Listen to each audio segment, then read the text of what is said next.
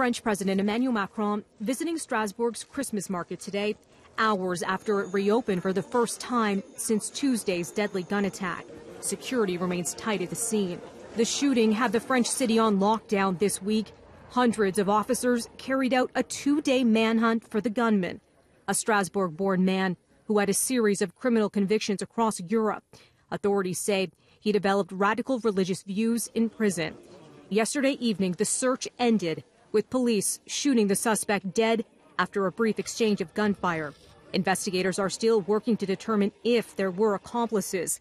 At least 7 people have been taken into police custody for questioning. That's according to a French prosecutor who handles terror cases.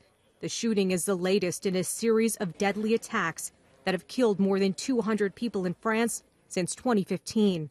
To Paris now, where police, in a move not related to the Strasbourg attack, are preparing for what's expected to be a 5th straight weekend of violent protests.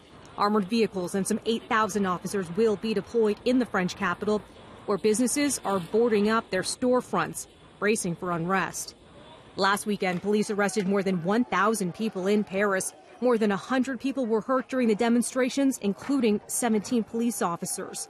Protesters have been taking to the streets since last month, taking a stand against fuel taxes and, more generally, the high cost of living in France. Demonstrators have been dubbed yellow vest protesters, named for their bright safety vests they wear, an item that France requires motorists to keep in their vehicles. In an effort to defuse the situation, Macron has announced measures to help the working poor.